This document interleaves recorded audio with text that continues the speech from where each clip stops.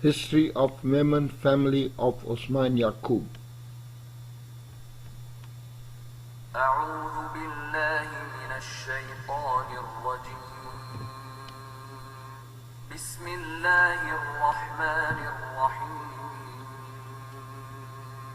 الحمد لله رب العالمين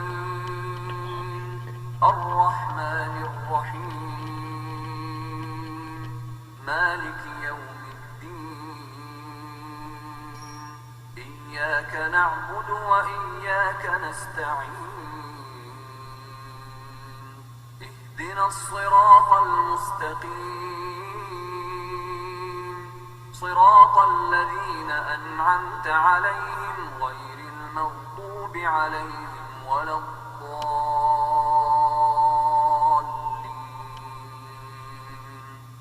آمين.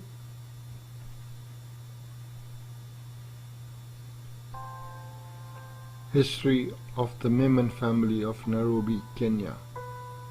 Said Daud Osman Yakub, Anwar Osman Yakub. Surely we belong to Allah, and to Him shall we return.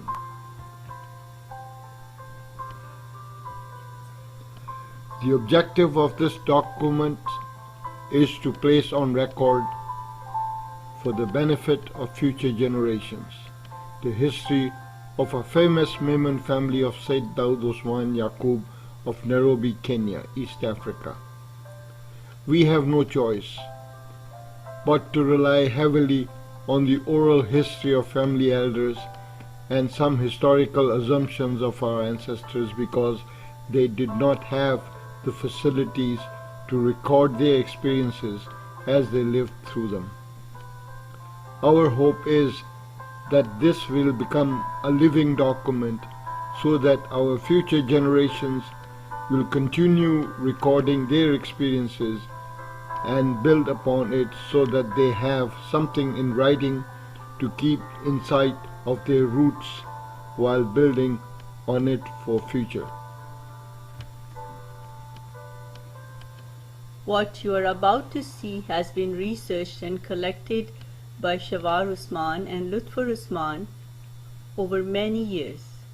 Most of the information was recorded from multiple conversations with grandmother Aisha Usman, Ma, Aunt Amina Yakub through her book on early history of the family titled Said Osman Yakub Memon और मशरकी Africa के मुखलिस अहमदी अहबाब का तज़किरा. Uncle Abdul Sattar Usman, who had personally investigated our family history when he was studying in Pakistan and visited some of the family homes. Ismail Usman, son of Dawood Usman, who collected a lot of history from our relatives in Kenya. Lutfur Usman, who conducted extensive research on the family from relatives in Pakistan. These relatives still maintain contact with relations in Tata and Turkey.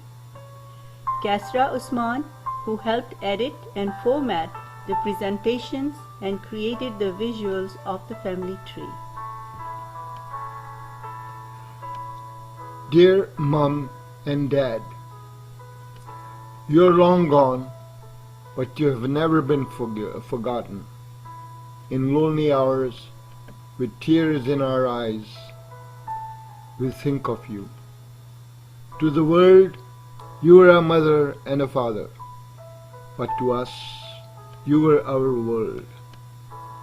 While you are resting in peace in faraway lands, and it is not possible for us to visit your resting places, in remembrance, we can only offer the following praise. O Allah, forgive my parents and my relatives in the hereafter. O Allah, show your mercy on them and forgive their trespasses on the day of judgment. Ameen. In addition, we are leaving behind this document for future generations, so that they know their roots and remember their ancestors in prayers. May Allah bless your souls and souls of our ancestors. Ameen. On the onset, we would like to recognize that it does not matter what our origin is, nor where we come from, because after all is said and done with, we are but only the offsprings of Adam and Eve, and since creations have become nothing but a mixture of a number of mixtures. This makes it almost impossible to trace back the exact origin of any given family or community. This is our earnest effort to provide as much information as possible and to be as accurate as possible about the history of our family. Ultimately, what is important for us is not ethnicity or what race we belong to, but our faith in Allah and the nationality of our birthplace or the country whose nationality we choose to hold. One of the important principles Islam encourages is to love and protect the country one is a citizen of and strive for the betterment of that country. Notwithstanding that, there is still a need to venture into tracing back one's roots as far back as possible, just for information purposes only and nothing else. The only way to do this is to start with the community, tribe one belongs to. It's true that a history of any tribal community begins with a simple question: what is the origin of that community? And the most obvious answer would be that most members of that community believe to be through the oral history and the traditions passed down from generation to generation.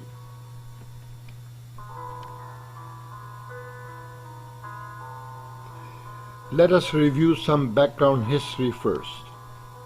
We will begin very briefly with the Sassanid Empire or Sasanian dynasty, which was the name used for the Persian dynasty which lasted from 224 to 651 AD. The reason to start from here is because it was the defeat of the Sassanid Empire by Muslims which allowed Muslim Arabs to politically reach India so quickly. The fall of Persian Empire allowed the opportunity for the rise of Muslim political glory.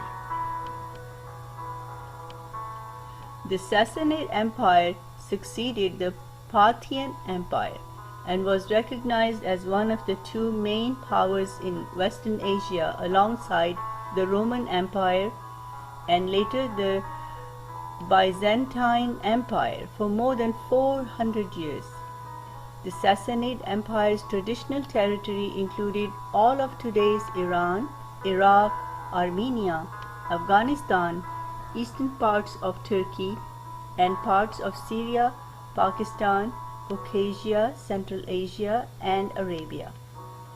The Sassanians were the last of the ancient Persian dynasties and practitioners of the Zoroastrian religion.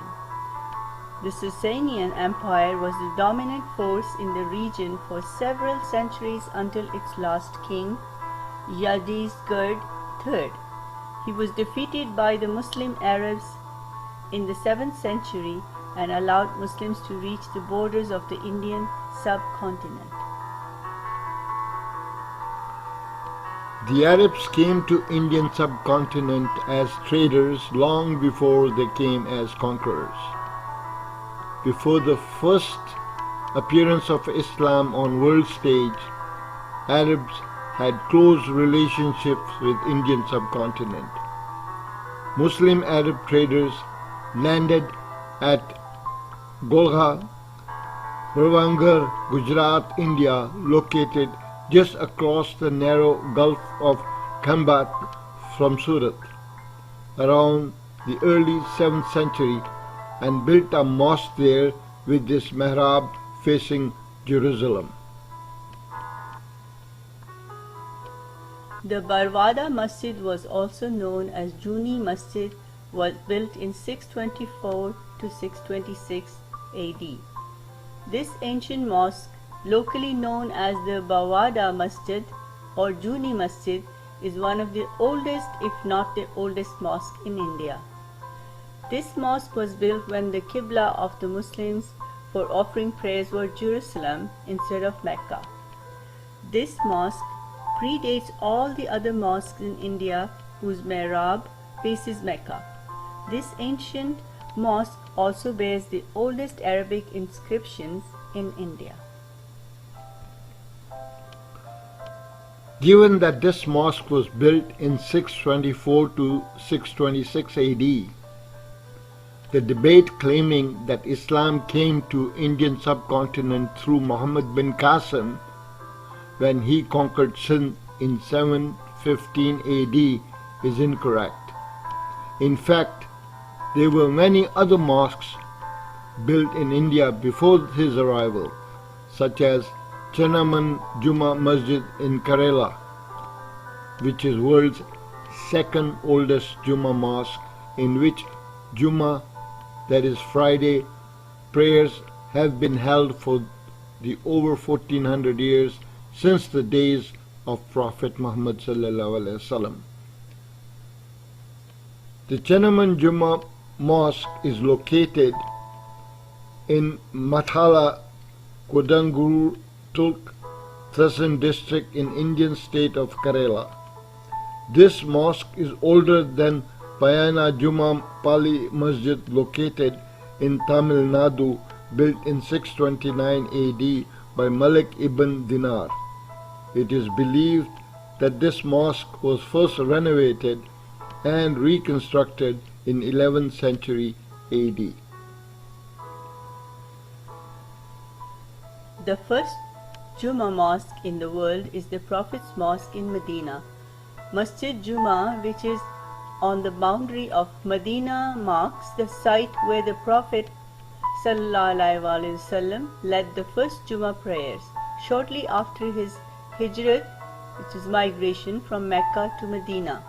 It's about 2.5 kilometers from Masjid-e-Nabawi.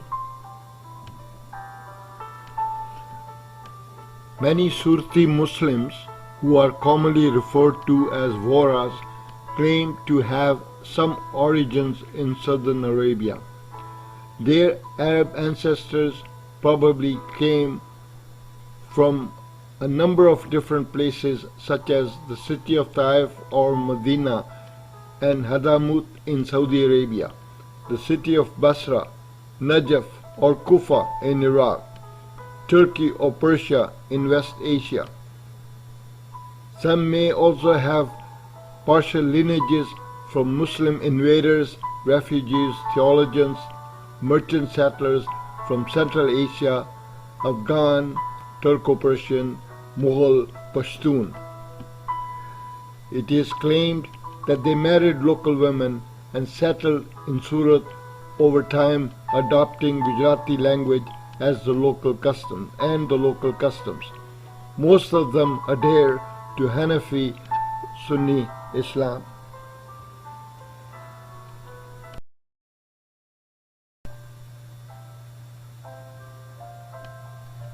One of the well-known historian, Abdul Hasan Ali Masudi, reached Cambay, India in 915 AD and saw a large number of Arab Muslims settled in Cambay, Shambur, Dana, Sopara, Sanjan and Baruch.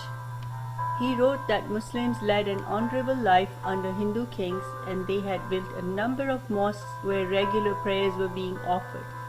Most Gujarati Muslims have Gujarati language as their mother tongue, but some communities such as the Momin Ansari, Kabuli Pathans, Gujarati Sheikh, Arabs of Surat and others have Urdu as their mother tongue. The Gujarati Muslims are further subdivided into groups such as the Ismaili, Khoja, Dawoodi, Baura, Surti, Memon, Ganchi and Chipa, each with their own customs and traditions. Indians and Arabs have been trading dating back to ancient times during pre-Islamic period.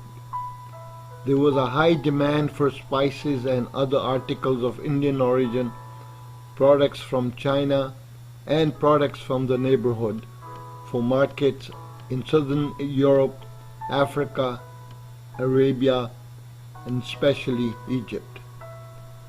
The transit trade between these areas was mostly in the hands of the Arabs, who would carry merchandise from the Indian ports to Yemen in southern Arabia. From there, the goods were carried by land to the Syrian ports to be reshipped to Egypt and Europe. Later, the main target of Arabs became trade together with propagation of Islam while traveling across the sea.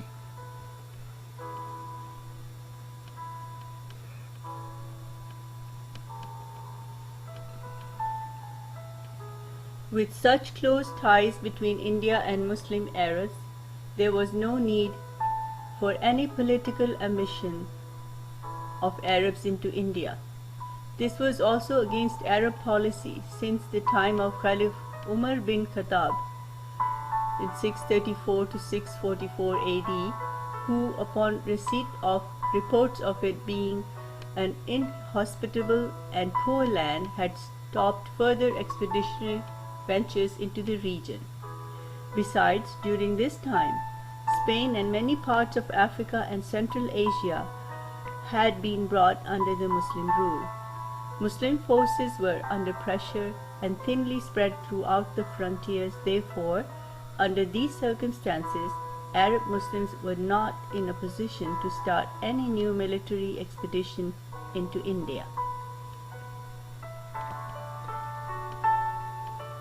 The good trade relationship between the Arabs and the Indians discouraged them from any political motives into India, but eventually they could not resist, but did make a move into Makran and Sindh region following the events Muslims' armies faced in other areas. There were several reasons ascribed to their desire to conquer the Indian Makran and Sindh region. Firstly, Sindhi Rajas had helped the Persians in their wars against the Arab Muslims participating in the battles of Nawad, Sassal, Qadisiyah, and Makran against the Muslims. Secondly, after the conquest of Persians by the Arab Muslims, some of their rebel chiefs began to seek refuge in Sindh. Its Raja refused to surrender them to Khalifs in spite of repeated requests. Thirdly, since Arab traders were being constantly harassed by pirates from the Makran and Sindh coasts, a foothold in these areas was considered necessary to safeguard the Arab maritime trade interests.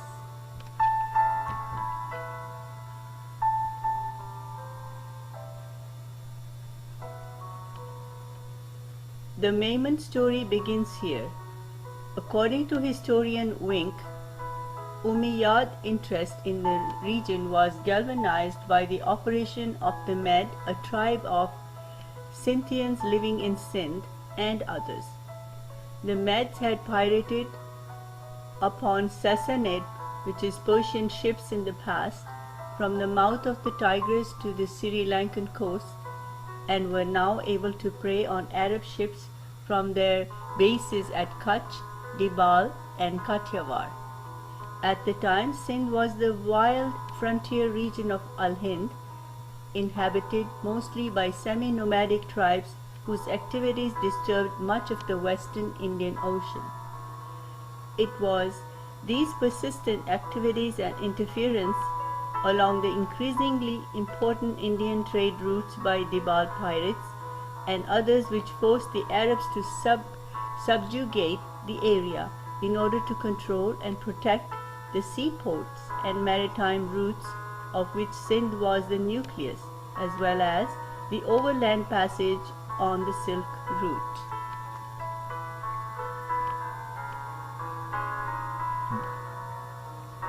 The king of Ceylon, present-day Sri Lanka, dispatched a ship to Hijaz bin Yusuf, the governor of Iraq.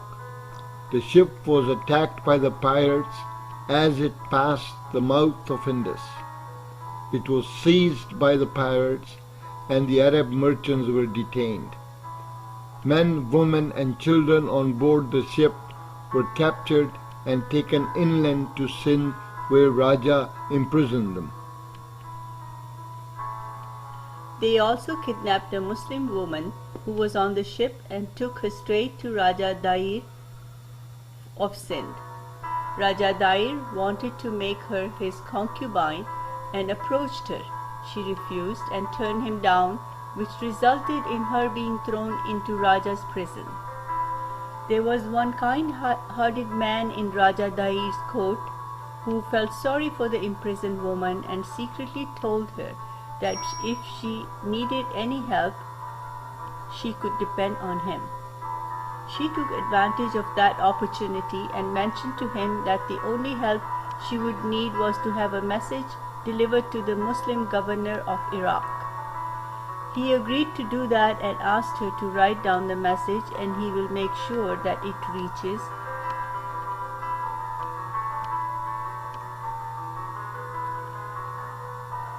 The imprisoned Memon wrote a note in blood for help to the Muslim governor of Iraq, Hijaz bin Yusuf, and secretly passed it to the man who was willing to help her.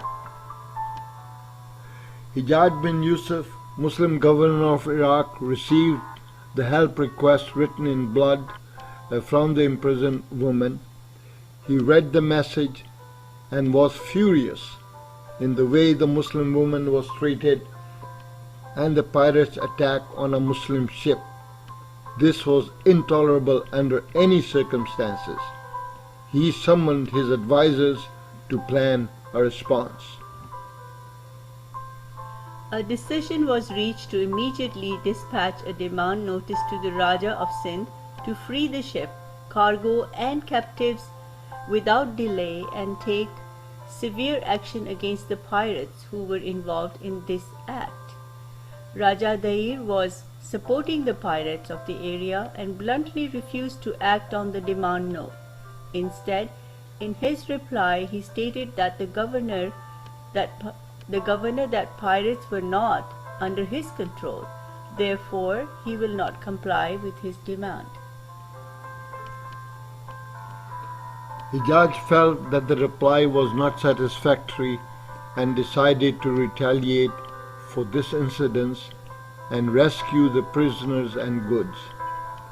He briefed Khalif Walid bin Abdul Malik Raziyallah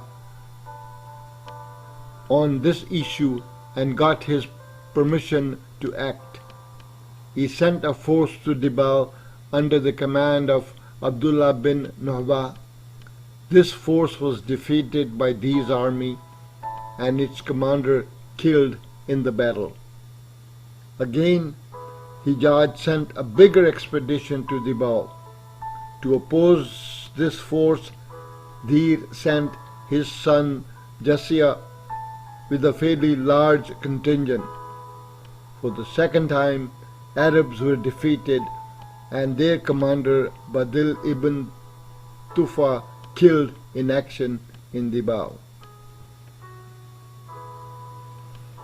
Hijaz was very disturbed at the developments. Having realized that the ruler of Sindh was a powerful monarch, he started making large-scale preparations and took personal interest in the matter because the issue had now become a serious one, threatening shipping routes, trade, and prestige of Muslims. Therefore, a selection of a strong, dependable commander was next. Expeditionary force had to be made with due care, keeping in view all the aspects of the developing events. A tragic note on the side, which has nothing to do with this document, but we are tempted to mention it. Muslim leadership of the past went to battle 3 times with Raja Dir to rescue some assets and protect the honor of one Muslim woman, deploying thousands of soldiers and unlimited assets. Bravo, we lift our hats to them. But the Muslim leadership of today protects and supports groups that kill innocent humans without any justifications, or go to mosques and murder Muslims while they are praying. Shame on them. On the day of judgment, they will surely not find peace and will be the fuel for the eternal fire of hell.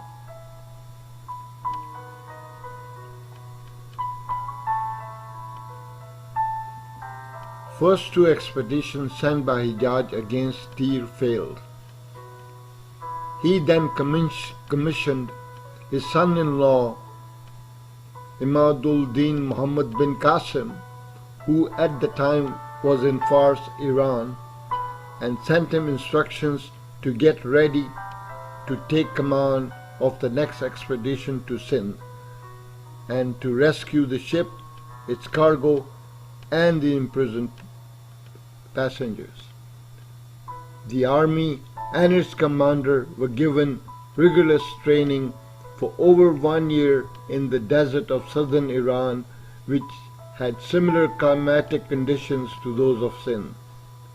Through intelligence reports, all the strong and weak points of the enemy and details of their weapons and defenses were collected, studied, and Arab army equipped accordingly. Detachments of Mawali and from Iraq were part of Muhammad bin Qasim's army. In 710 AD, Muhammad bin Qasim was given orders to depart from Shiraz with an army of 6,000 Syrian cavalry and a few detachments of Mawalis from Iraq. He would have also taken some Kurdish and Turkish troops from Fars, where he was stationed. Mawalis were non-Arab converts, including Persians and Turks, who had been initially brought into Arab armies as slave soldiers and were frequently used to participate in the jihads on the frontiers. The Turks were Central Asian people who, after their conversion to Islam in the 8th and the 9th century, led the next wave of Islamic conquests. Mawalis were treated as second-class citizens by the Arabs and were denied equal rights to that of an Arab Muslim. Arabs considered themselves, and perhaps still do, as a superior race. Majority of them were very arrogant and looked down on other Muslims. They still do.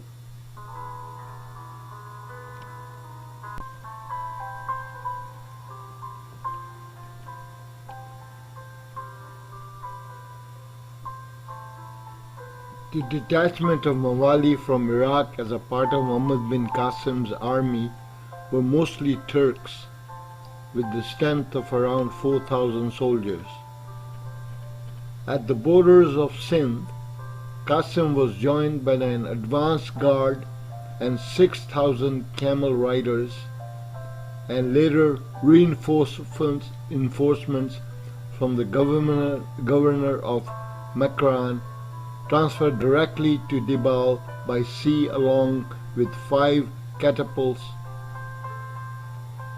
At Aror, Rohiri, Qasim was met by these forces of 100,000 soldiers along with the contingents of elephants, an army of eastern Jats in battle. Dir died in the battle, his forces were defeated, and a triumphant Muhammad bin Qasim took control of Sindh. The imprisoned Muslim woman and other passengers were released and safely returned to Iraq. The general population was told that they were safe and encouraged them to carry on with their own trades and daily lives.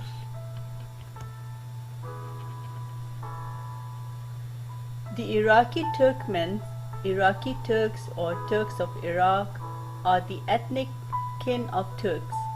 and the third largest ethnic group in Iraq behind pan-ethnic Arabs and Kurds. They mainly reside in northern Iraq and share close cultural ties with Turkey and linguistic ties with South Azeri. The first wave of migration, Mawali, dates back to the 7th century when some 5,000 Turkmen soldiers were recruited in the Muslim armies of Ubaydullah bin Ziyad. However, most of today's descendants of these first migrants have been assimilated into the local Arab population. Most of today's Iraqi Turkmen are the descendants of the Ottoman soldiers, traders, and civil servants who were brought into Iraq during the rule of Ottoman Empire. Osman in English got corrupted and became Ottoman because of their difficulty in pronouncing Uthman.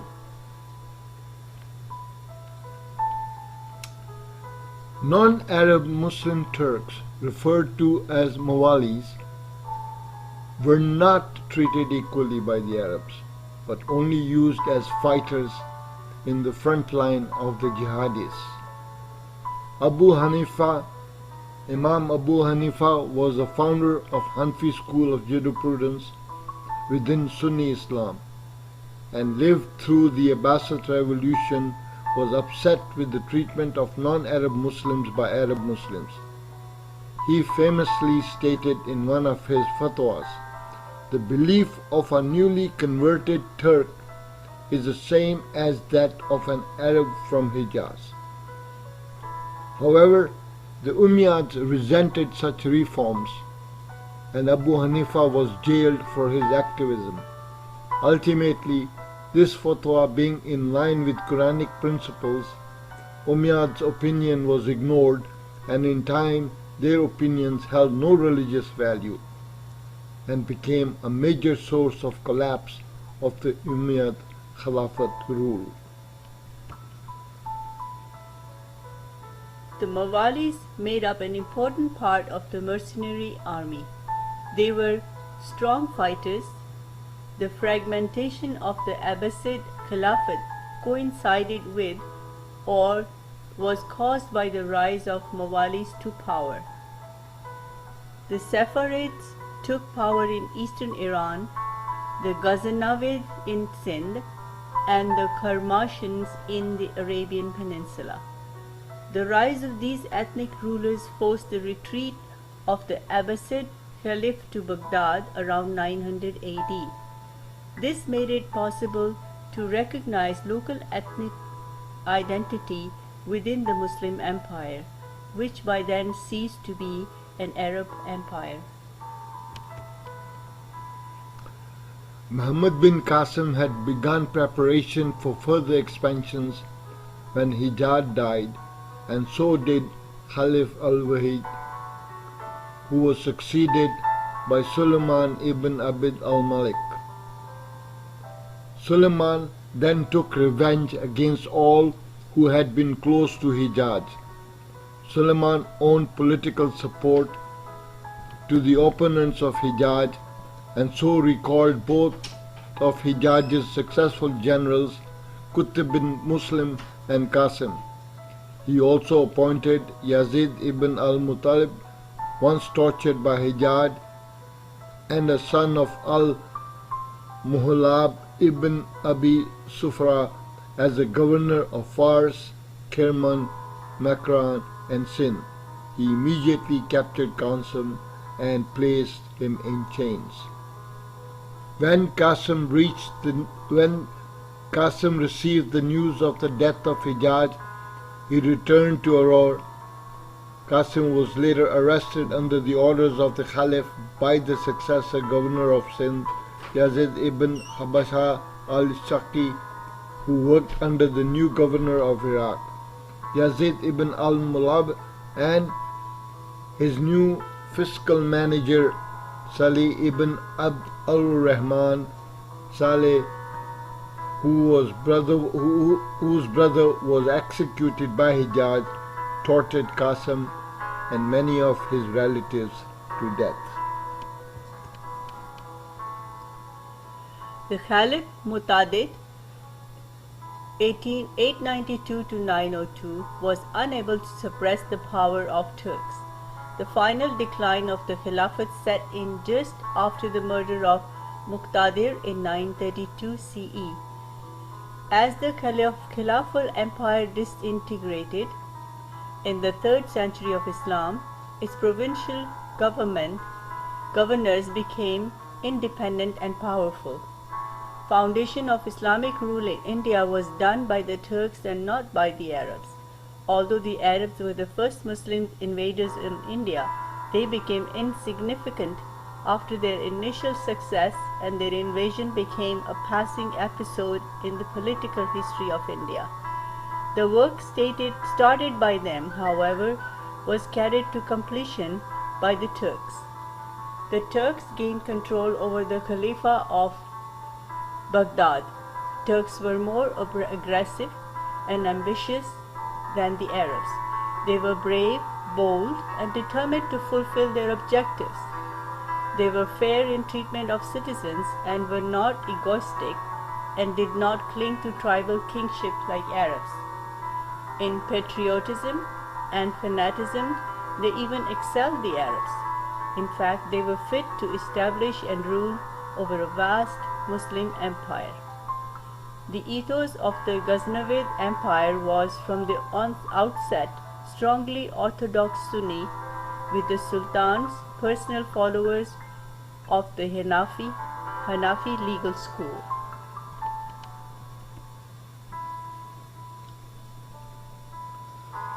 The British East India Company started its invasion of Sindh at the time when it was ruled by Balochi tribesmen of Dera Ghazi Khan.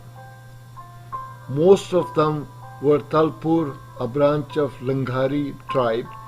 Langhari, Nizamani, Muri, Gopang, and other Balochi tribes. Karachi was the first area in the province to be occupied by the British East India Company in 1839. 4 years later, most of the province except for state of Khairpur was added to the company's domain after victories at Maini and Duba. Many people helped British in the conquest of Sindh, including a Hindu government minister of Sindh, Mirs of Khairpur, Hodia tribesmen, Khosla tribesmen. The British East India Company made its first contact in Sindh port of Tata, which according to a report was a city as large as London, containing 50,000 houses which were made of stone and mortar with large verandas, some 3 or 4 stories high. The city has 3,000 looms. The textiles of Sindh were the flower of the whole produce of the East. The international commerce of Sindh gave it a place amongst that of nations. Tata has 400 schools and 4,000 dhows at its docks. The city is guarded by well-armed sipais. The Baloch coalition led by Talpul Baloch under Mir Nasir Khan, Talpul Baloch was defeated at the Battle of Miani by the British, during which 5,000 Talpul Baloches were killed. Shortly afterwards, Hoshu Sidi commanded another army at the Battle of Dubo, where another 5,000 Baloch were killed. The first Aga Khan helped the British in their conquest of Sindh. As a result, he was granted a lifetime pension. Within weeks, Charles Napier and his forces occupied Sindh. After 1853, the British divided Sindh into districts and later made it part of the British India's Bombay Presidency. The primary target of British was to weaken Muslim strength and political power if they were to succeed in their ambitions in Sindh. Thus, the British conquest of Sindh in 1843 AD increased the misery of Muslims in Sindh. The one class of people who benefited during this period of general decline in Sindh were the Hindu merchants. They first amassed wealth by financing the military campaigns of Afghan rulers in the province and by obtaining supply contracts for their army, and then by engaging in discriminatory practices in trades against Muslims and entering into foreign trade. Under British blessing, they took full control of the marketplace.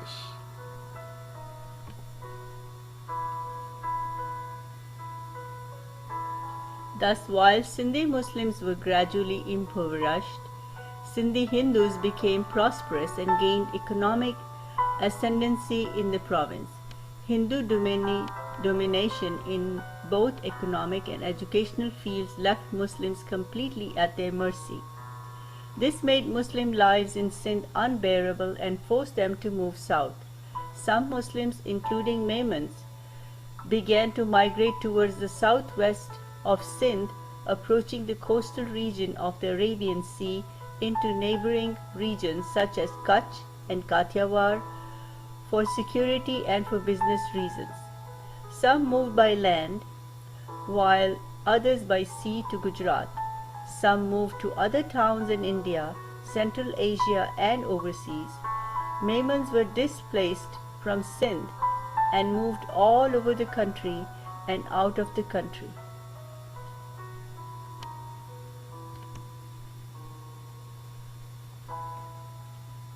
After Sindhis lost the Battle of Meani in 1843 to British colonists, the eldest son of Dada Osman Yakub, who was a flourishing timber merchant in Tata, Nur Muhammad Yakub, grandfather of Seth Daud Osman Yakub, left Sindh and moved to Dwarka, Gujarat. Some Mawali Memons went to Kutch and Kathiawar by sea through Kethi Bandar, which was actually the port of Debal, where Muhammad bin Qasim along with his army arrived through ships from Iraq, while others returned home to Western Asia. Members of the Osman Yakub family from Dada, Sindh took this route through Kethi Bandar on fishermen boat to Okha and settled in Dwarka, Gujarat.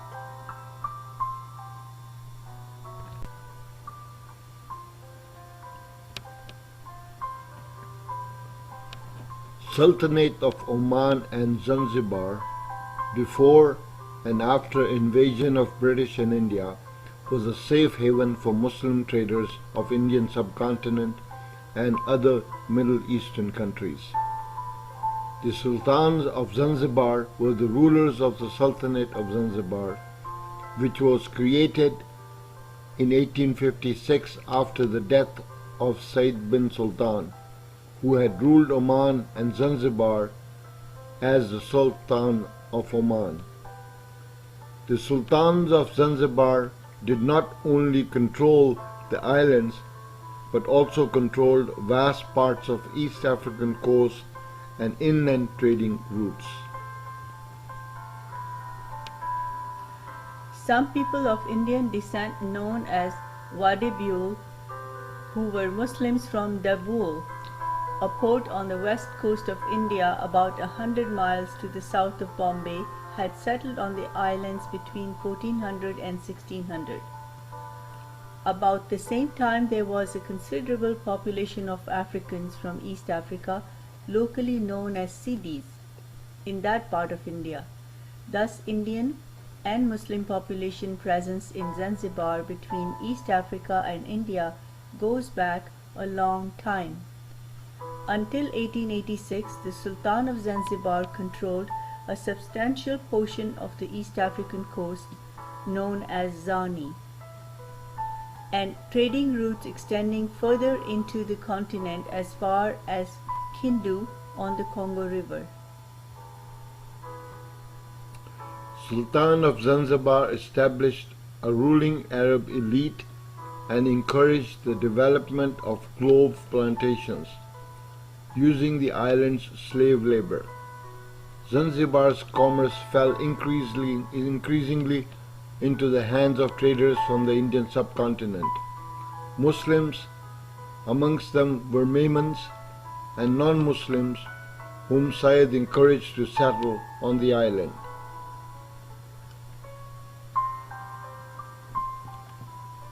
Memons are an ethnic group tracing their roots in India largely to Sindh and Gujarat, but beyond that their origin go back to the Middle East with intermarriages with local Sindhi populations and became part of the Indian population.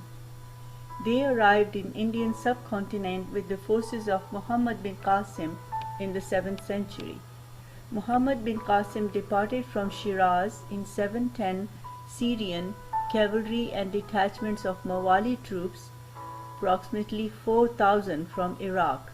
These Mawali troops were from Eastern Asian Turkey. More than one hypothesis has been put forward about the origin of the Memon community. These hypotheses, although similar, differ in their details. This could be because Memons have had to rely on oral history in order to determine their origins. One source records Memon origin as revived from Memna. Certain soldiers of Arab tribe of Banu Tamim of Taif, near Taif, now known as Medina, came to Sindh along with Muhammad bin Qasim. They were known as Memna, right-wingers in the army. Later, this transited to Memons. If this theory is accepted, then Memons were originally Arabs. Another source reports that the name emerged from Memon, guess, which later got transferred as Memon. The Mawali or Mawala, who were non-Arab Muslims such as Persians, Africans, Turks, and Kurds, converted to Islam in the lands conquered by the Arabs and were known as Mawalis and not treated equal to Arabs. They were considered as Memon. Muhammad bin Qasim's army to Sindh included detachments of Mawali from Iraq who were mostly Turks. If this version were accepted, then Memons were originally Turkish. Another source traces Memon lineage back to the Lohanas of Multan, Sindh. The origin of the name comes from Momen, which means believer, and later evolved into Memon. According to Anthoven, those Lohanas of Tata who converted to Islam under the influence of Sufi Saint Pir Yusufuddin became Memons and were invited by Jorijo Roa Khangar, ruler of Bhuj, in 1548 to settle in Bhuj. It is from there the Kutchi Memons migrated to Kathiawar and Gujarat.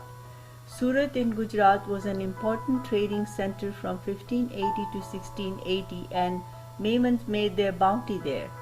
If this theory is accepted, then the Memons were originally Hindu. Yet there is another version. There was a Buddhist community in Sindh called Memna. This community became Muslims. Over a period of time, they began to be known as Memons. If this version is to be accepted, then Memons are of Buddhist origin. We cannot disregard any of these versions because all of them present a valid case, and these ethnic communities were present in Sindh, but the common denominator is that they were Muslims, i.e. Momins, which means believers. There were Muslim traders in Sindh prior to Muhammad bin Qasim's arrival, and in fact some conversion to Islam had taken place before and after arrival of Muhammad bin Qasim on scene. Therefore, he was not the person who introduced Islam in India. Therefore, Memons are probably all of the above, settled in Sindh and intermarried between themselves and the locals to become part of that community. Generally, historians who try to establish the origin of Memons limit their consideration only to one segment of the Memon community from Sindh, and that is Lohanas of Tata, who became Muslims who moved to Gujarat due to business and security reasons. Even if this is true, the question remains, what happened to the others? They certainly did not disappear in the thin air. For example, Muhammad bin Qasim's army of thousands did not come with their families, and most likely were single men who intermarried with locals and merged into that society. What happened to them? When the British came to Sindh, in fact the whole of India, their target was Muslims. Their aim was to weaken Muslims because Muslims offered them the most resistance throughout the country and overseas. The British did the same in the rest of the Muslim world and are still doing the same with the help of their allies. Arabs helped them to weaken and dismantle the Turkish Ottoman Empire.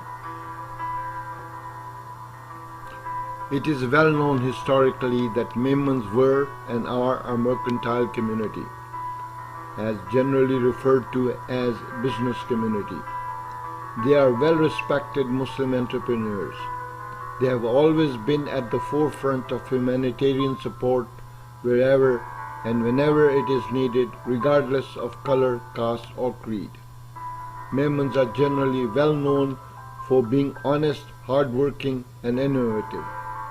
This document is meant to cover the family history and family tree of Memon family of Sayyid Daud Osman Yakub of Nairobi, Kenya, East Africa, whose family was part of the Mawali, the Turks from ancient Turkey, who were with the detachment of Muhammad bin Qasim's army stationed in Tata, Sindh, and settled there before the arrival of the British.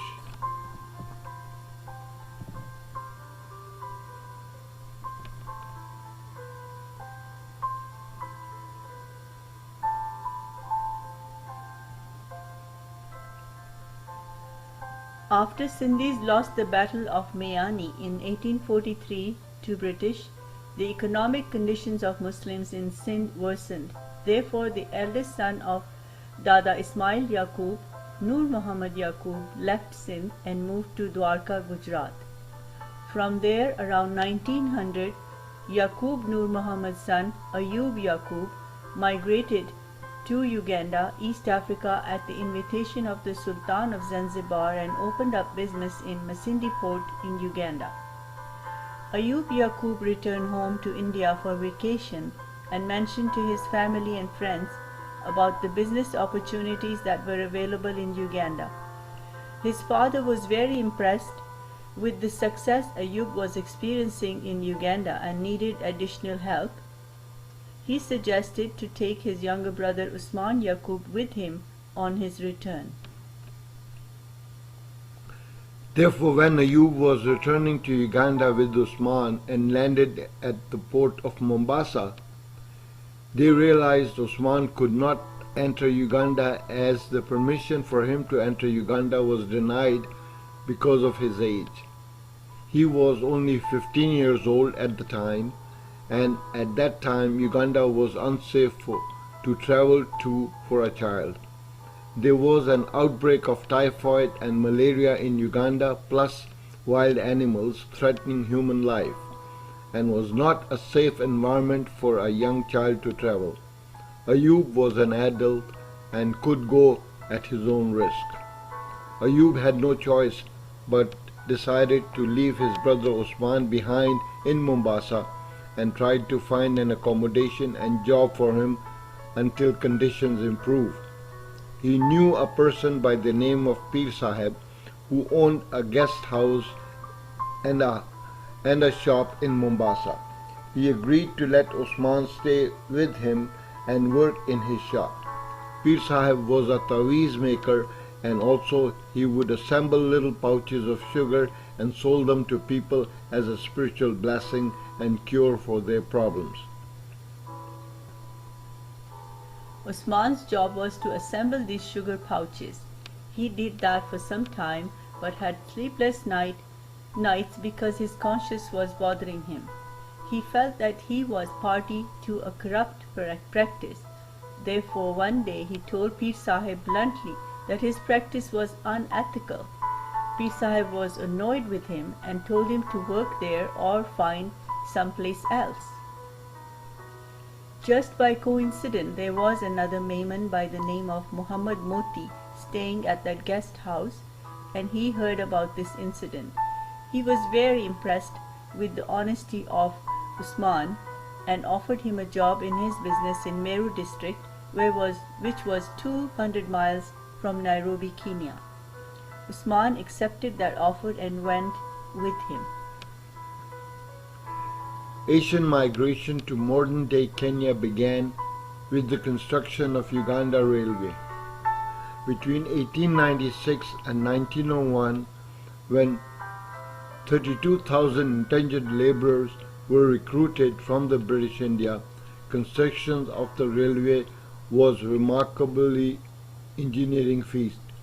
However, approximately 2,500 laborers died during construction, about 4 deaths for each mile of track laid, and the project was notorious for the Savo man-eating lions. Most Asian railway workers lived in tents as seen from the picture below.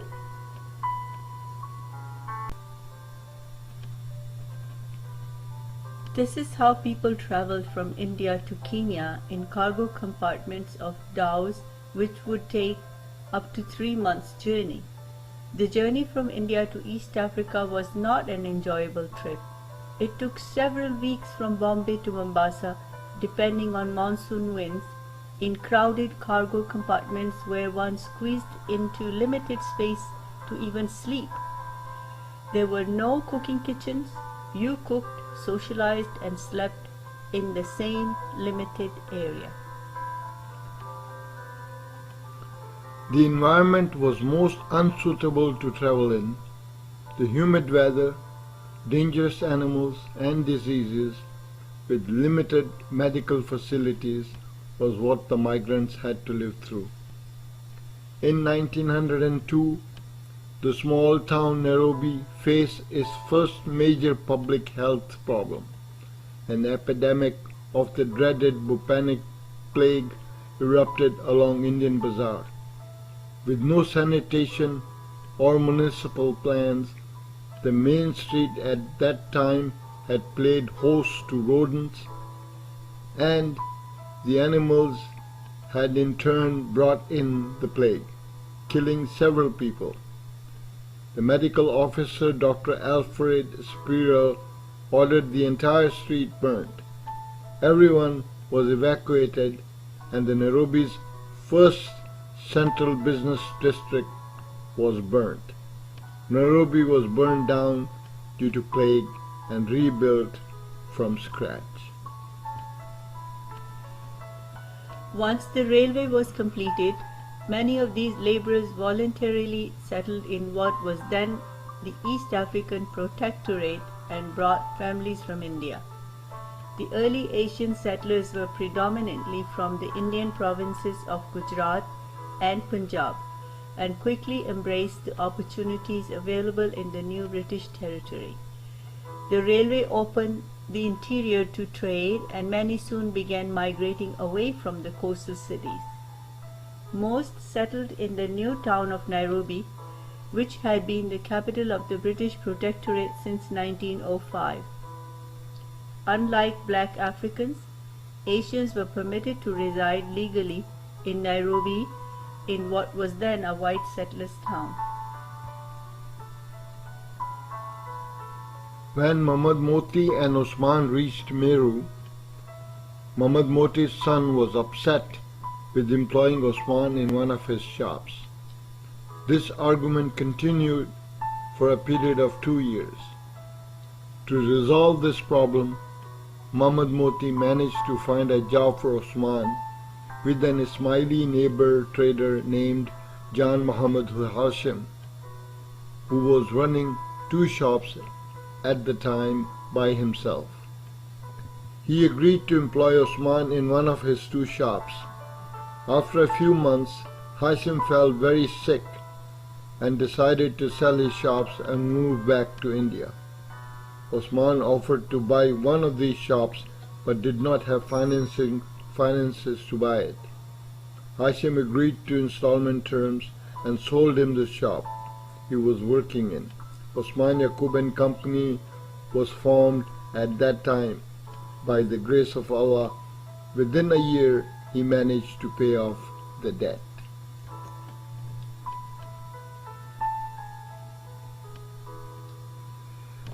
Asian traders in Meru, which was not even a village, were all part of the Osman Yakub family.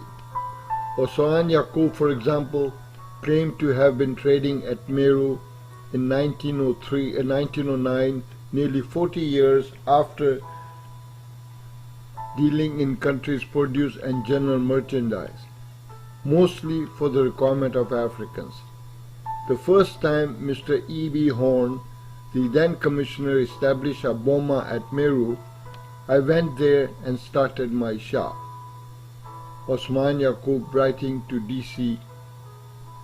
regarding the allocation of a business plot on 9th of March 1949. This was part of the extract from King's College of London, University of London, where Kabai Nikorti submitted this subject as a thesis for the degree of doctorate of philosophy. The First World War broke out and the demand for supplies peaked. In order to meet this demand, Osman Yakub and Company opened branches all over the country to acquire supplies needed for the armies. Osman made his fortune there and sponsored most of his other relatives to Kenya and opened up a shop for each one of them and gifted it to them at no cost.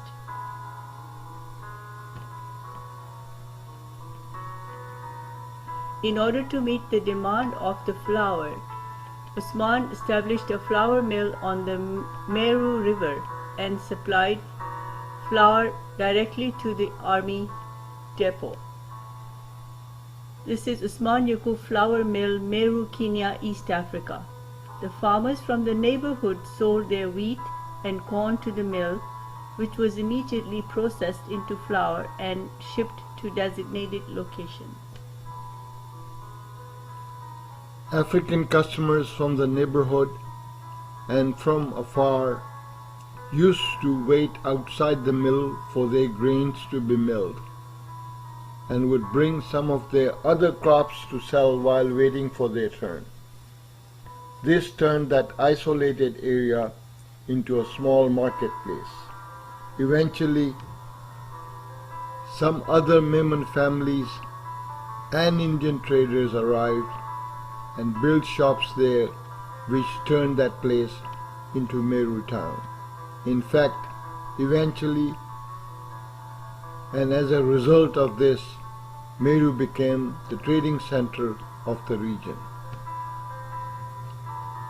As kids, we were not allowed to play cards or marbles, but whenever we went to Meru from Nairobi, one of our relatives, whose name was Tamu, meaning sweet, used to take us to the countryside. There was a spot where we used to find small rough-colored pebbles lying around on the ground. We used to give them number value to different color pebbles and played with them as marbles. Years later, we read in the newspaper that these pebbles were diamonds, sapphires, emeralds, and rubies, and that the area had been nationalized. We wish we had been a little more educated and knowledgeable, because luck only strikes once. Again, King's College London extract from the thesis submitted for the degree of Doctor of Philosophy. It is mentioned that in Meru there were 35 Asiatics and 100 Mohammedan Africans. The population at the station was growing so fast that the number of resident Africans rose to 320 by the end of the year. Of these, 100 were employed in the government services and majority remainder being engaged in trade of a general nature. This all was happening due to the mill which was started up in Meru town.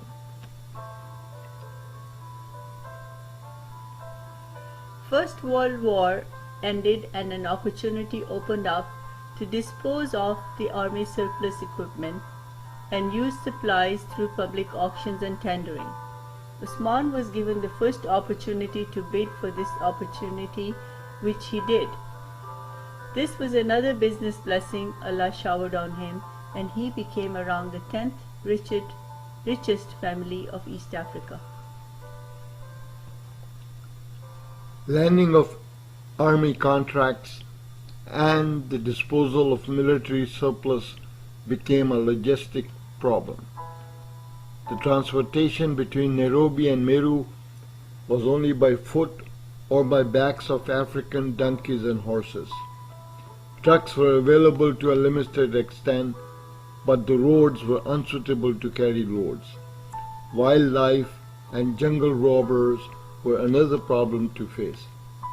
It would take days and months to move between different towns and villages, which was inefficient and expensive. Therefore, Osman decided to give up all his business interests in Meru and surrounding areas to family members at no cost to them and moved to establish his business operation in Nairobi, which was the center of all trading in East Africa. The move to Nairobi was not without other problems. The main issue was the limited facilities available to accommodate an expanding business. There was not enough warehouse space available, and what was available was in the hands of Hindu Indian traders. They were not willing to provide facilities to Muslim businesses. There was also limited resources available to contract out the building of warehouses. To resolve this, Osman had to bring construction workers from India to build warehouses for him. He built 10 large warehouses in Nairobi and Mombasa and entered into the construction business. The building of warehouses encouraged Osman to venture into other businesses. Travel agency under the name of Worldways Travel, automotive parts, manufacturing of small parts and a second-hand parts sales, in addition a re-threading factory, safari equipment, manufacturing and supplies of camping equipment, transportation and trunking of merchandise for both Osman's businesses and for others, food manufacturing, tomato ketchup, orange juice, etc., plus noodles, etc., mostly under military contracts. All military equipment manufactured except ammunition.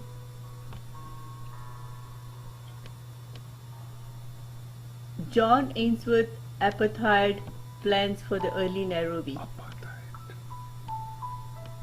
John Dawson Ainsworth was born in 1864 in the UK and lived to be 100, passing on in 1964. He was 25 in 1889 when he first landed in Mombasa as an employee of the Imperial British East African Company. Around 1899, John Ainsworth was responsible for the initial demarcation of Nairobi to an apartheid system of settlement and administration. He stamped his segregational authority in Nairobi by demarcating 7 districts in the town. He also set aside nature reserves where Africans whose lands had already been taken from them by the colonizers were meant to reside. They were the railway center, Indian bazaar, railway quarters, European businesses and administration center, Dhobi quarters, European residential areas, and the military barracks. Africans, apart from those working in the railways, were left to fend for themselves on the east side of the town. He also began in 1900 to demarcate the first roads. They were initially situated in the Indian Bazaar and included Station Street, River Street, Punjabi Street, and Khoja Mola Street. These were for Europeans only, and no Asian or African was permitted to use them except those who had permit to run businesses or work in the area for the services of Europeans.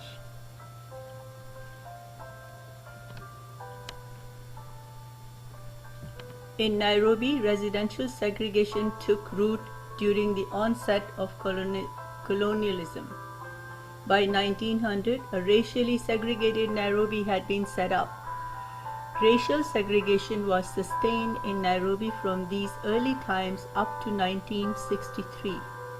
In fact, Kenya's segregation was an experiment for the European colonists, and the experience gained here was implemented in South Africa by enacting of apartheid laws in 1948, in which racial discrimination was institutionalized. Race laws touched every aspect of social life, including the sanctioning of whites-only jobs.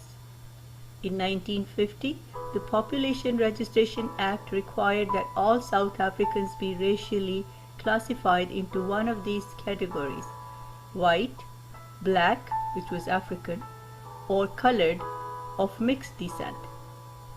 The colored category included major subgroups of Indians and Asians. All blacks were required to carry passbooks containing fingerprints, photo, and information on access to non-black areas. The next slide shows the Kipande system, which was used in Kenya for Africans ages 15 and up.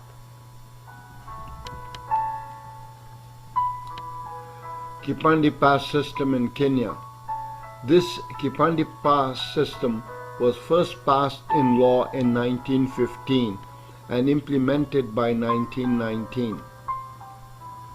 By 1920, all African men leaving their reserves were required by law to carry a pass or Kipande that recorded a person's name, fingerprint, ethnic group, past employment history, and current employer's signature. The Kipande became one of the most detested symbols of British colonial power. The Africans had little resource but to carry their identity at all times. Failure to produce it on demand brought a hefty fine, imprisonment, or both.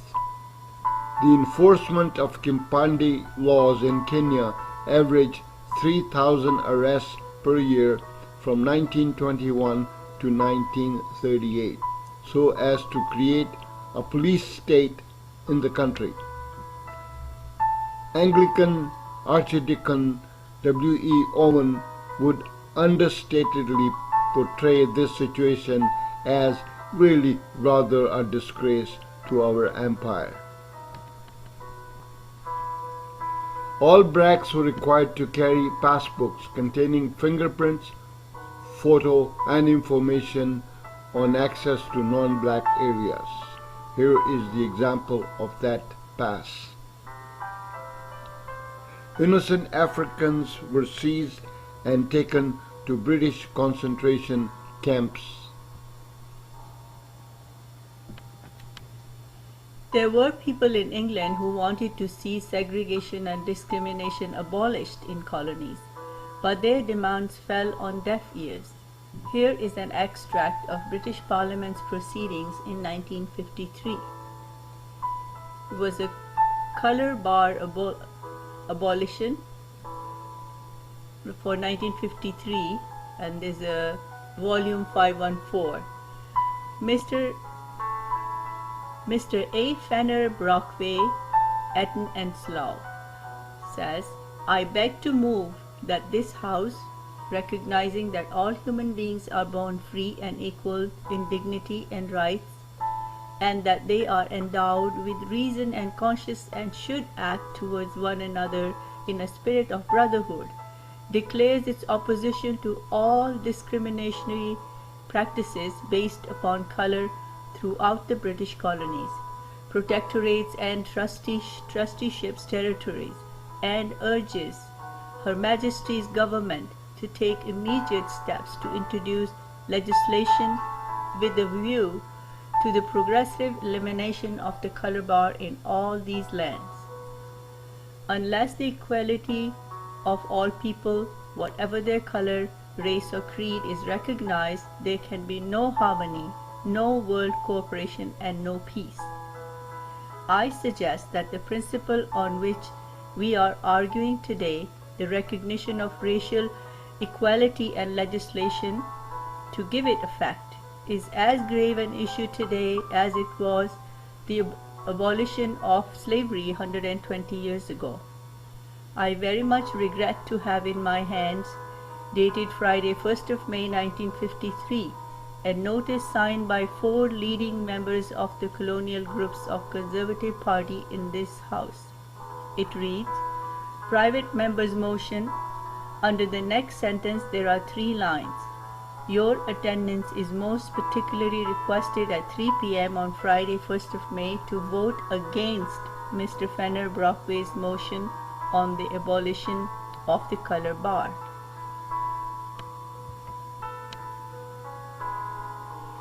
While such practices are carried out in Kenya, is there any reason to be surprised at the present state of affairs? When my honorable friend, the member of Oldham West, Mr. Hale, and I were in Kenya last November, we did our utmost to see every representative body, the ministers, and all selections of the community. On one occasion, we met an influential group of white settlers. The most terrifying thing I heard during the whole time I was in Kenya was said by a chairman of those white settlers, a Mrs. Bernard, who is a very distinguished farmer. Without any passion, quite coolly and with deep conviction, she said, Mr. Hale and Mr. Brockway, how can you really ask us to regard the African peoples as our equals? No African is honest. Every African is a liar. Every African is lazy. They have not a word in their vocabulary for love, loyalty, or gratitude. Immediately we left that interview. I asked the first Kikuyu I met to write down the words for love, gratitude, and loyalty in his language. In a flash he wrote down Wendo, which is for love, Gata, for gratitude, and Wadinki, Wakeri, for loyalty. With such a mental attitude on the part of Europeans, can we really anticipate that the Africans of Kenya are likely to be unaffected by this superiority so bluntly expressed by, I hope, the minority of the white settlers' population?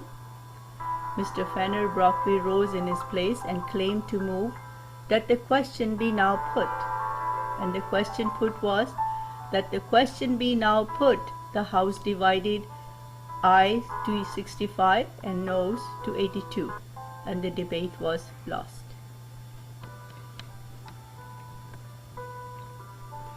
Apartheid system was very much alive and healthy in Kenya. Asians and Africans could not reside in European-only areas and could only live in designated areas. Africans could not live in European or Asian areas, but only in designated areas of African reserves. In fact, an African could not work in Nairobi without a work permit in any occupation. Mostly they did hard labor and domestic work for the Europeans and Asians, but had to have a special work permit in their own country. Educationally, Europeans could only go to European schools, Asians to limited Asian government schools, and Africans to extremely limited schools, mostly church missionary schools for conversion to Christianity. Education for the Europeans were compulsory and were guaranteed higher education beyond high school to universities. Asians had a quota as to how many were allowed to pass in a given year. Passing mark was 60%, with 7 subjects to be passed together at one time. But this passing mark was raised up to 80 to 90% if more Asian students passed, so that only their targeted number could go for higher education. Africans had no chance except through missionary schools. Again, there was a debate in British Parliament of a student who was studying in an English education system in England but was refused admission to European school in Kenya when he moved there. Here is the extract of that debate in British Parliament.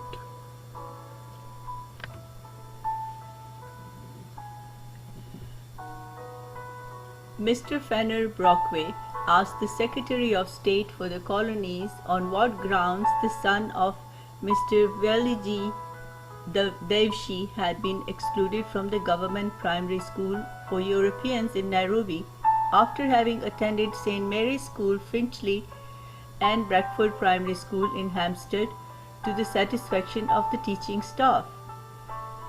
Mr. Layton, as I told the Honourable Member in my letter of 14th October, schools in Kenya are at present organized by race, and it is not the practice for an Asian to be admitted to a European school any more than it is for a European to be admitted to the Asian school. And Mr. Brockway said, does not the right honourable gentleman agree that it is desirable in education and other spheres to end the colour bar completely, and that one of the most effective means of doing this would be to allow a child who has been in English schools in this country to go into an English school in Nairobi when he returns there? And Mr. Layton said, I think the honourable gentleman knows what my sentiments are in this matter, that these are highly desirable objectives, but did not want to do anything about it. Mr. Hale said, will the right honourable gentleman tell us the policy of Her Majesty's government with regard to the colour bar, and if the government have one, what they propose to do towards this implementation? The answer was, our difficulties are very much those of the last government in these matters. It is desirable to remove these discriminations, but one cannot proceed either at one's own pace or at that of honourable members opposite. Again, he did not want to do anything. All governments ignored this topic and acted the same way. Therefore, about discrimination, we can conclude that it was sanctioned by the British government.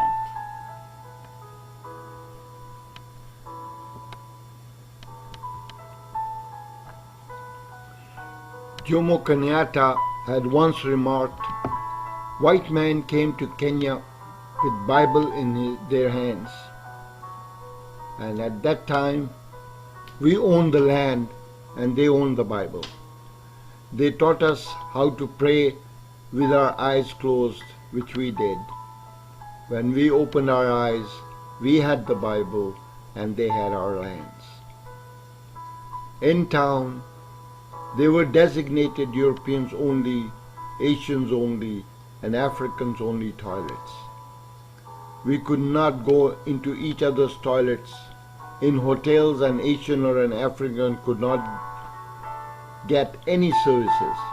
At Stanley Hotel, we could not even drink a cup of tea or coffee outside the hotel. They just refused. Salisbury Hotel was owned by an Asian Muslim owner and had a swimming pool in it. His own children could not swim in it because it was declared as European-only hotel facility. All hotels in Kenya were designated as Europeans-only facilities.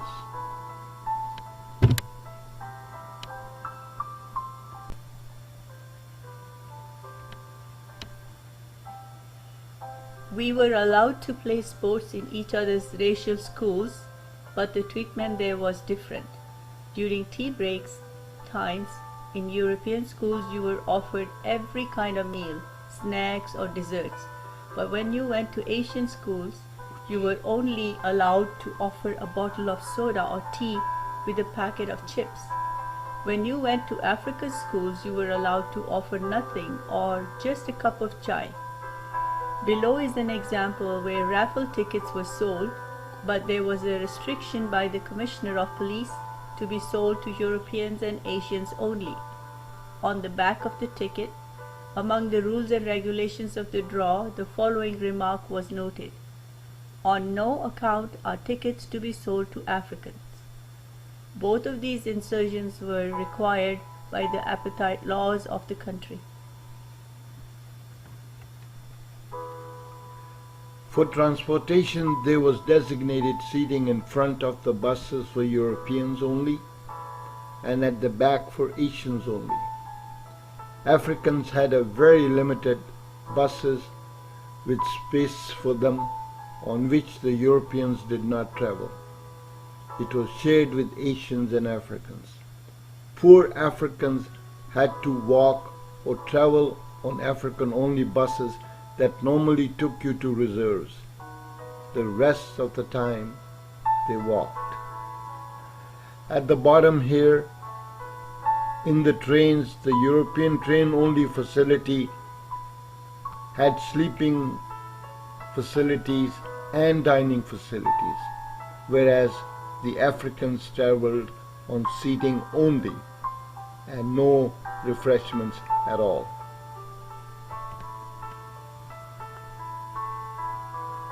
The first pan-Kenyan nationalist movement was led by Harry Tuku to protect against the white settlers' dominance in the government.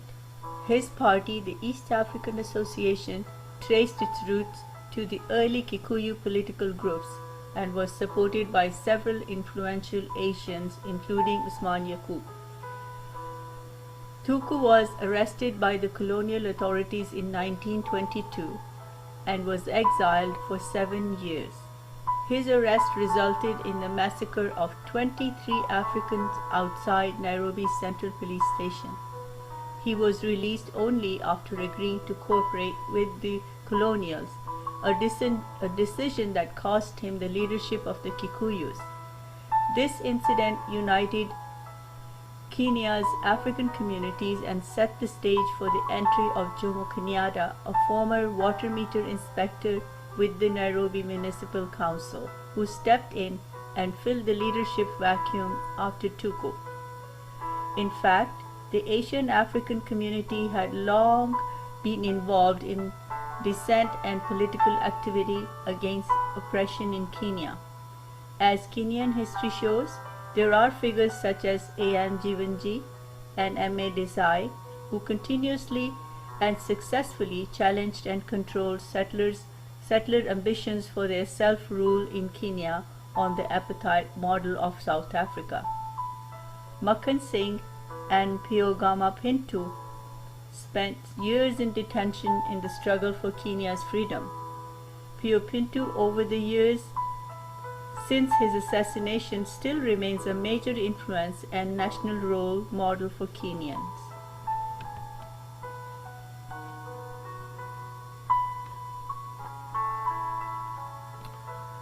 On May 1st, 1950, speaking at the Nairobi Colony Hall, Makhan Singh became the first individual in Kenya to demand complete independence and sovereignty of the East African territories.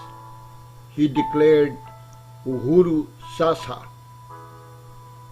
meaning independence now.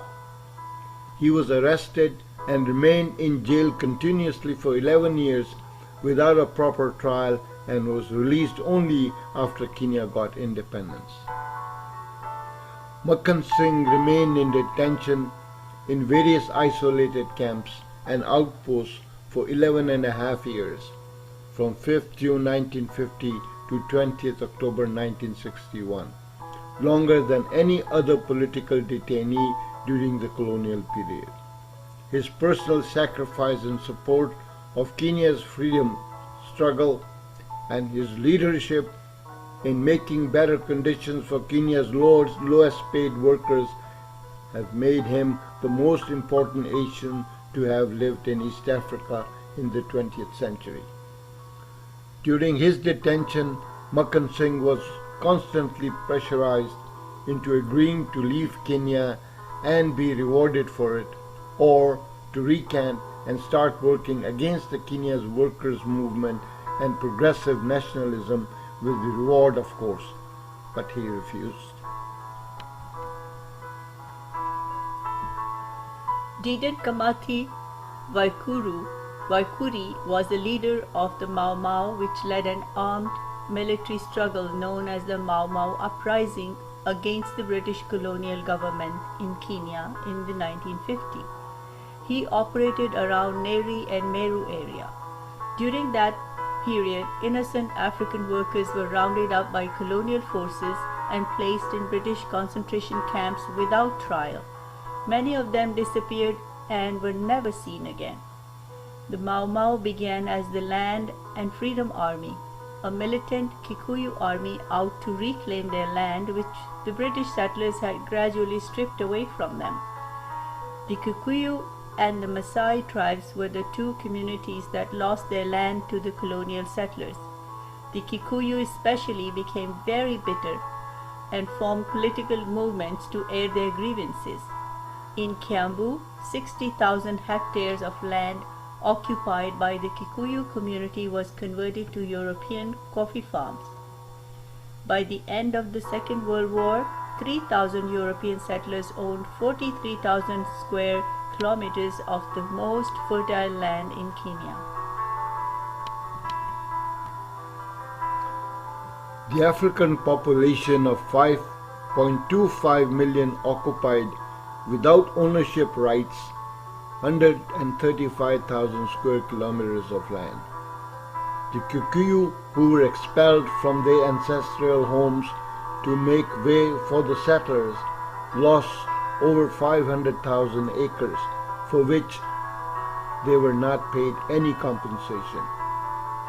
In 1956, Kimathi was arrested in Nyeri Forest.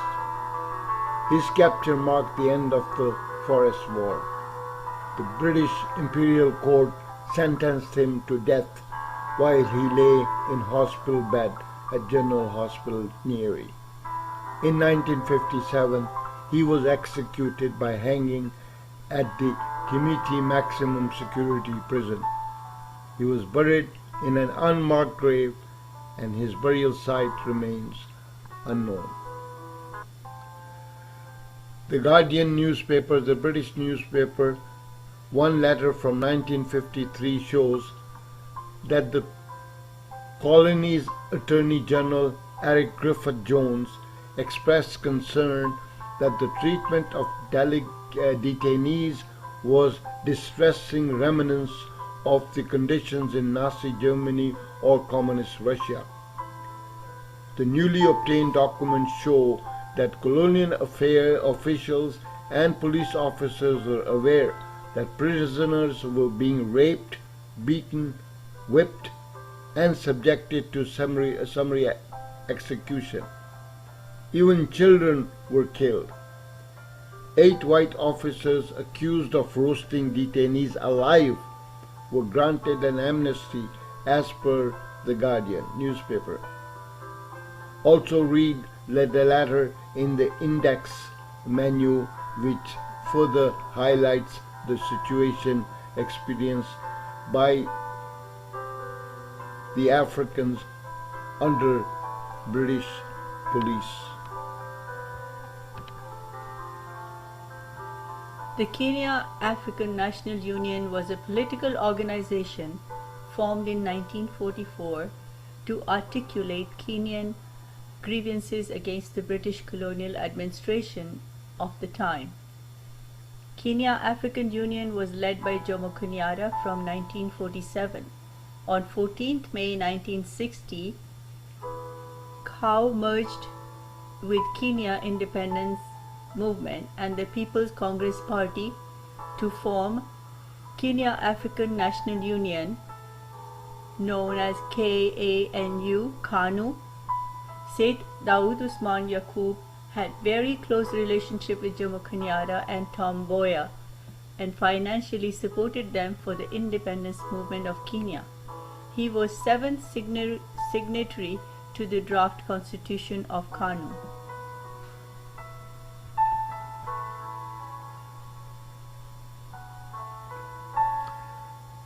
British were facing independent movements throughout the British Empire, and all the possessions became liabilities. They survived on the backs of the natives, but once the natives started revolting, the game was over. The crown jewel of British Empire, India, gained its independence, and Britain's income revenues depleted. The two world wars had driven them into financial difficulties, and it became too expensive to fund security operations in colonies from a small island of Great Britain. Therefore, they decided to wind up their colonies and grant independence to East African countries. Tanzania was the first country to gain independence in 1961, followed by Uganda in 1962, and finally Kenya in 1963.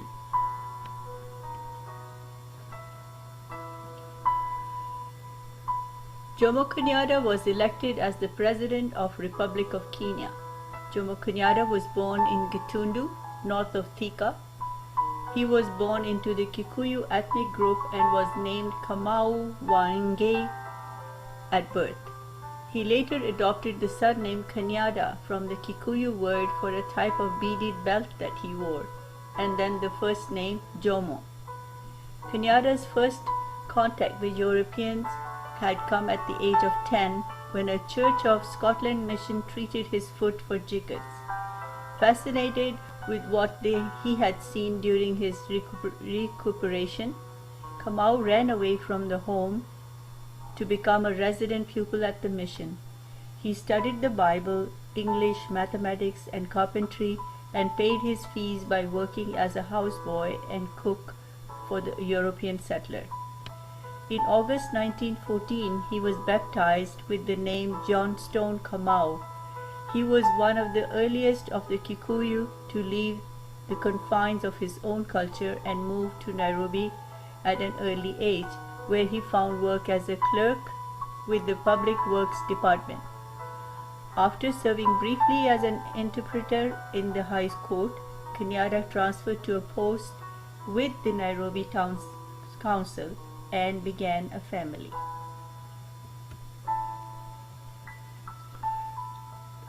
Every stress and strain was being absorbed by Osman Yakub and company, with the confidence that we had strong political connections and experience to rebuild the fallen business empire, when another tragedy struck. Idi Amin Dada in Uganda became the president of Uganda. During his reign, he issued a decree that all Asians from Uganda must leave the country empty-handed within 90 days by the end of the year. Uganda Asians become refugees in Kenya. Kenya Asians' unemployment soared, and businesses started winding up because of the withdrawal of business licenses to non-black residents and citizens of the country. Financial institutions in Kenya feared that similar thing could happen in Kenya. They recalled all loans and securities in which Osman Yakub and company got trapped, and surrendered all its assets and residences to the banks and financial institutions to cover that. After clearing all its liabilities, they were left with only one operation, and that was tire rethreading factory in Nairobi.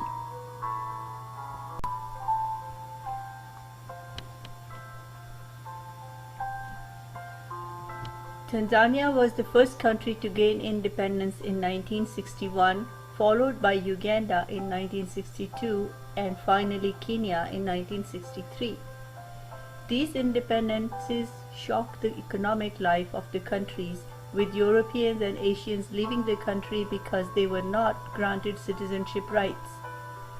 Exodus took place for those who had some country to go to, and big businesses collapsed under bank pressures.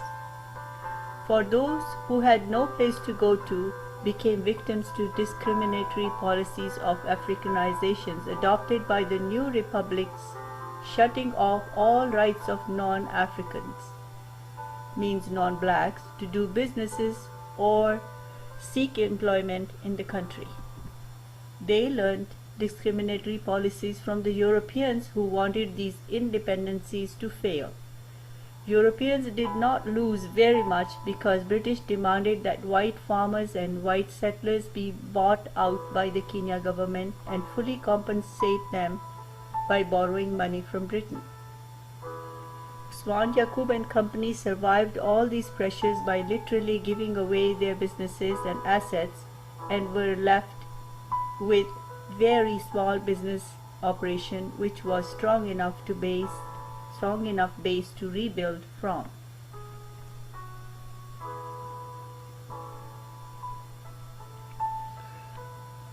These are some of the examples and extracts of the Asian fighting segregation and the reasons for Africanization and the exodus of Asians and Europeans.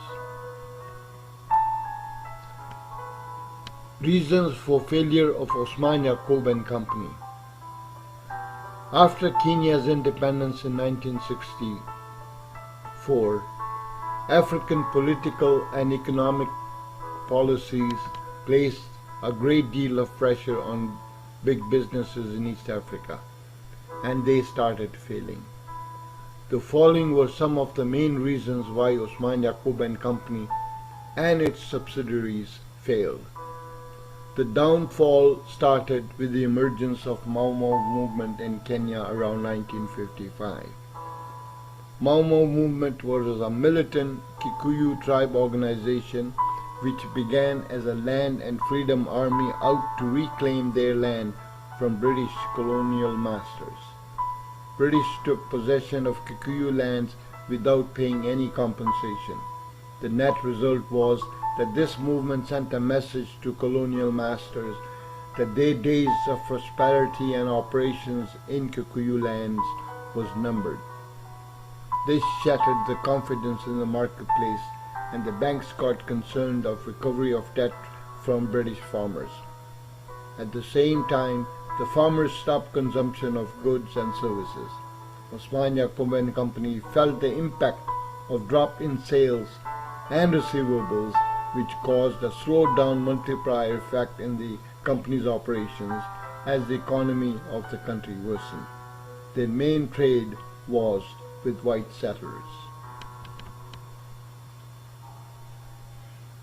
Here is one official example where Osman Yakub and Company had to dispose of the entire transportation business together with the building and went as far as allowing the new owners to operate under their name. This was the result of downturn of business immediately following the Mau Mau operation.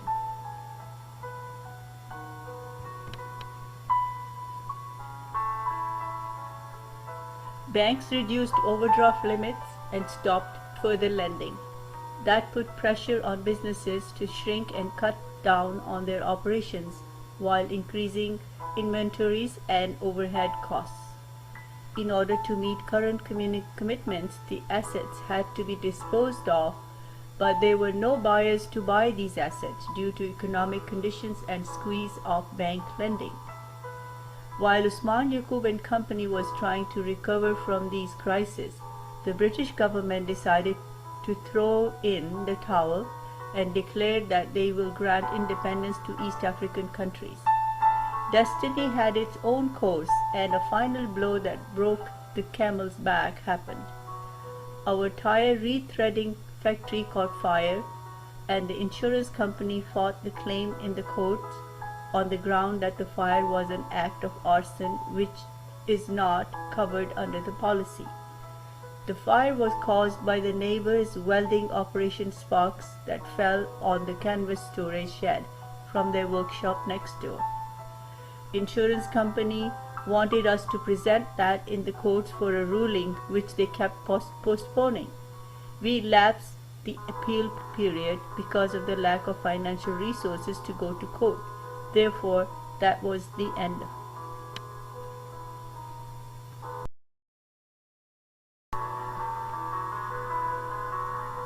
The end of the era of Osman Yakub and Company. A 65-year-old business empire that was developed with hard work and sleepless nights came to an end. Hundreds of workers lost their livelihoods, and the poor lost the most. Osman Yakub family, which at one time fed hundreds, did not know where the next meal was going to come from. During 1960-63, the uncertainty surrounding the independence led to economic contraction and a fall in employment of 14%.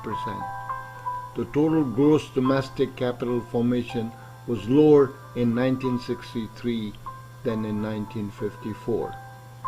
Under this stress, Sayyid Daud Osman Yakub had an heart attack and passed away. Surely we belong to Allah, and to Him shall we return. After collapse of the business, it was extremely difficult to rise up again due to African government's policies and some family difficulties. One after the other, the family members of Osman Yakub had to leave the country they loved because there was no means of earning income or enter employment. Allahu Akbar. Osman Yakub family is a member of the Ahmadiyya Muslim Jamaat who is right in the forefront in promoting true teachings of Islam. In charity work, either individually or collectively, you will find them right in the front. We will need to write a whole volume to cover the social and religious contributions made publicly and privately by the Osman Yakub family. This is not the place to do that. To our future generations, follow the footsteps of your ancestors and always give in the way of Allah, and He will always shower His blessing on you. Those who spend their goods in charity by night and by day in secret and in public shall have their reward with their Lord. On them shall be no fear, nor shall they grieve. In 1946, Osman Yakub went by road to perform Hajj, and from there went to visit India and return home back to Kenya.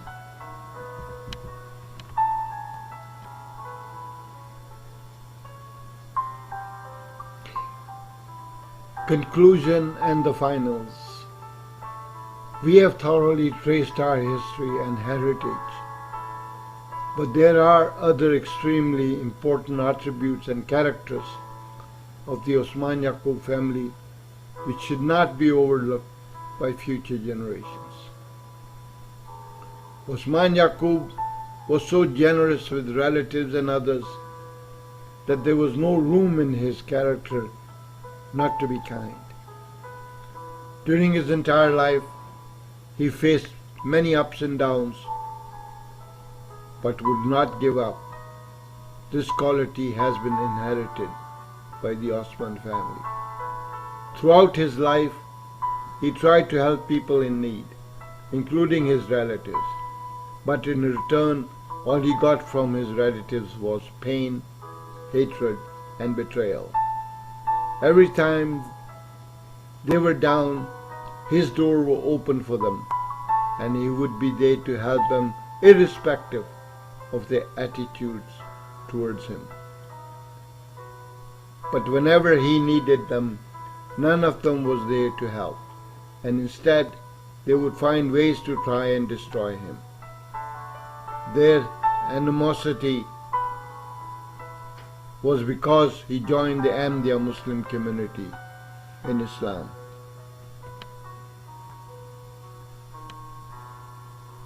His home was an open door to everyone. The meals in his house were cooked such that anyone could join at the table, whether he or she be a friend or a foe.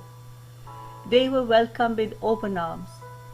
He considered it Allah's blessing that he was able to do so. Yet his relatives kept planning to sabotage and destroy him, and even tried to poison him. But he still continued to love them and help them. As a matter of fact, he died from an eventual effect of food poisoning. He treated his servants with respect and dignity, as if they were his own family members. In fact, they were expected to join him at the dinner table. With him, the poor felt rich. He would help to pay their rents and provide groceries during their time of financial difficulties. He would pay their children's school fees and meet wedding expenses of those in need. He would pay their medical bills and establish them in businesses or help them in finding jobs.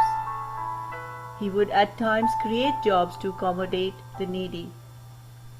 He was there with open arms to fulfill the needs of any new immigrant that came to East Africa and were in need of help.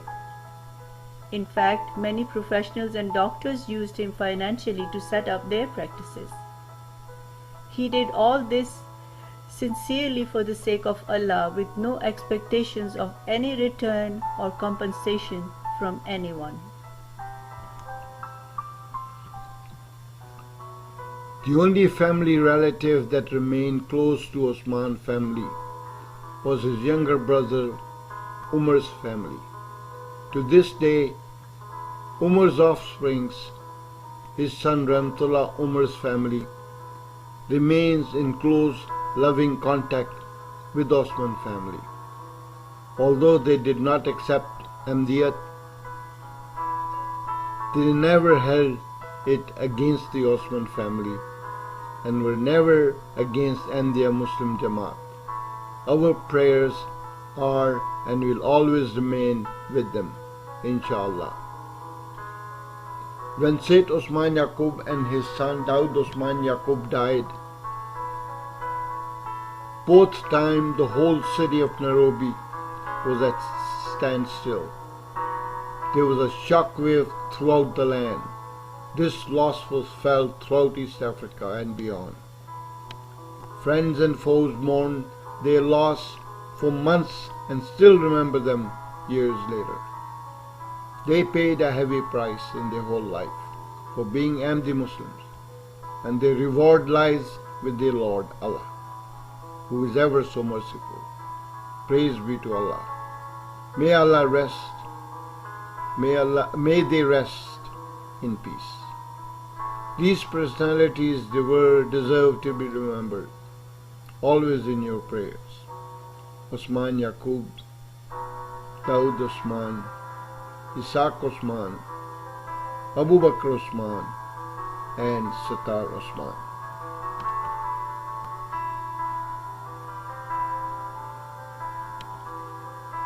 The family like branches are on a tree. We all grow in different directions, yet our roots remain as one, Memons.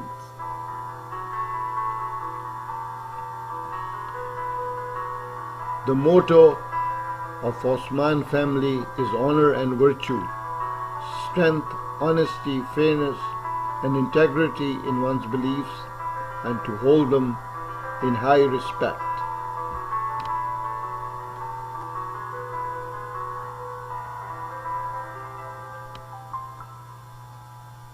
Dada Ismail Yakub's family tree.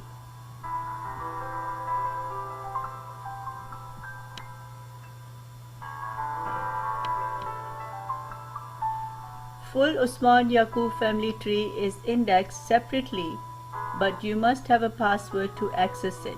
Go to the main menu of the website.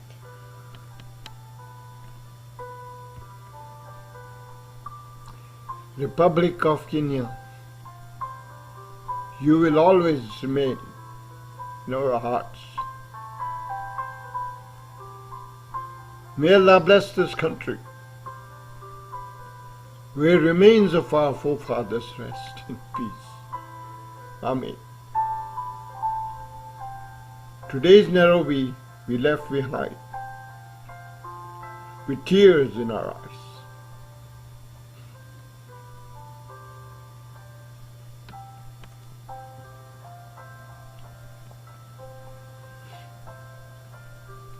Phase 2 will cover life after leaving Kenya.